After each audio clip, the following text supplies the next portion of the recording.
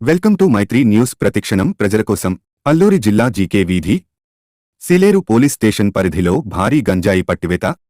అల్లూరి జిల్లా ఎస్పీ ఆదేశాల మేరకు చింతపల్లి అదనపు ఎస్పీ ప్రతాప్ శివ కిషోర్ పర్యవేక్షణలో జీకే వీధి సీఏ అశోక్ కుమార్, సీలేరు ఎస్ఐ రామకృష్ణ తన పోలీసు బృందంతో 1,50,00,000 విలువ చేసే 725 కేజీలు భారీ గంజాయి పట్టుకున్నారు. 2 సెల్ ఫోన్లు, 1,300 రూపాయలు నగదు. Ashok Leyland brown colour goods track lorry మరియు కారు సీజ్.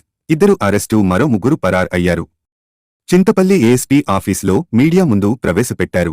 ఈ సందర్భంగా చింతపల్లి అదనపు ఎస్పీ మీడియాతో మాట్లాడుతూ, వీరంతా చెడు వ్యసనాలకు బానిసై ఈజీమనికి అలవాటు పడి అక్రమంగా తరలిస్తున్న గంజాయి లోడులతో సీలేరులో పట్టుబడ్డారు. వీరంతా ఒడిశా మరియు మహారాష్ట్ర చెందినవారు అని పోలీసులు గుర్తించారన్నారు.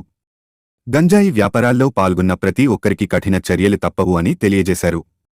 అనంతరం జీకే విధి CA Ashok Kumar, senior SI Ramakrishna మరియు పోలీస్ సిబ్బంది, చింతపల్లి అదనపు ఎస్పీకే ప్రతాప్ శివ కిషోర్ వారిని అభినందించారు. మీడియా మిత్రులందరికీ నమస్కారం అండి. ఈ నిన్న సాయంత్రం రాత్రి ఈ మధ్య ప్రాంతంలో మనం సీలేరు పోలీస్ స్టేషన్ లిమిట్స్లో ఒక పెద్ద గంజాయి రవాణా ముఠాను పట్టుకోవడం జరిగింది. ఈ ఆపరేషన్లో భాగంగా ఒక 725 కిలోల గంజాయిని సీజ్ చేశాము.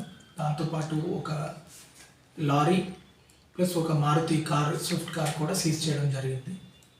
ఈ గంజాయిని మహారాష్ట్ర ప్రాంతానికి చెందిన వ్యక్తులు సోనాల్ కిషన్ కాలే, సచిన్ లక్ష్మణ్ కాలే, ఈ 2 పేర్లు గల వ్యక్తులు మన ఒడిశా ప్రాంతంలో పసుపులంక అనే విలేజ్లో డీల్ కుదుర్చుకొని మాట్లాడి, వాళ్ళ ఓనర్స్, వాళ్ళ పేర్లు మనం రివీల్ చేయడం లేదు, ఆ మహారాష్ట్రకి చెందిన ఓనర్స్ తరఫున వీళ్ళు అక్కడ మాట్లాడి ఆ గంజాయిని లోడ్ చేసుకొని మన సీలేరు ప్రాంతంకి పశువులంక నుంచి ఓన్లీ దారి ఈ సీలేరు నుంచి డొంకరాయి దారి కాబట్టి ఆ దారి రోడ్డు మీదకి వచ్చి నెక్స్ట్ తరలిస్తున్న సమయంలో మనం టీఆర్సీ క్యాంప్ దగ్గర వెహికల్ చెక్కింగ్లో వాళ్ళని పట్టుకోవడం జరిగింది.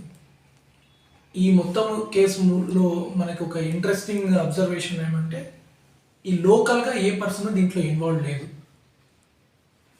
మహారాష్ట్ర నుంచి వాళ్ళకి పాత ఒడిశా సైడు వాళ్ళకి ఉన్న పాత పరిచయాల ద్వారా వాళ్ళు డైరెక్ట్గా ఆ పశువులంక అనే విలేజ్కి అప్రోచ్ అవ్వడం. ఈ పశువులంక అనేది ఒక నోటోరియస్ విలేజ్. ఇప్పుడు మనకి చాలాసార్లు గంజాయికి విశాఖపట్నం అని చెప్పి తప్పుడు ప్రచారం జరుగుతుంది.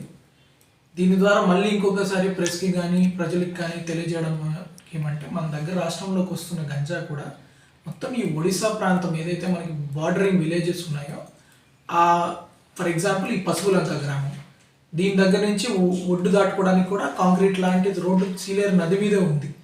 సో ఆ ఏరియా నుంచి వీళ్ళు కలిమెలా ప్రాంతంలో పప్పులూరు, కుర్మనూరు ఇట్లాంటి ప్లేసెస్లో, తర్వాత మనకి కోరుకొండ బలపం చూస్తే దగుడుపల్లి ఇట్లాంటి ప్లేసెస్లో ఒడిశా ప్రాంతంలో ఈ గంజాయి కల్టివేషన్ అనేది విరివిగా ఉండడము, వీళ్ళు వచ్చి డైరెక్ట్గా అక్కడే ఆ ఒడిశా వాళ్ళతో మాట్లాడుకోవడము జరిగి అక్కడి నుంచి లోడ్ చేసుకునే ప్రాంతంలో మన దారులు యూజ్ చేసుకోవడానికి ట్రై చేస్తున్నారు. దాంట్లో కూడా మన ఎన్ఫోర్స్మెంట్ బాగా గట్టిగా పెట్టడం వల్ల ఇట్లాంటి పెద్ద పెద్ద లోడ్స్తో కూడా వాళ్ళు ఎప్పుడు అటెంప్ట్ చేసినా దొరుకుతున్నారు.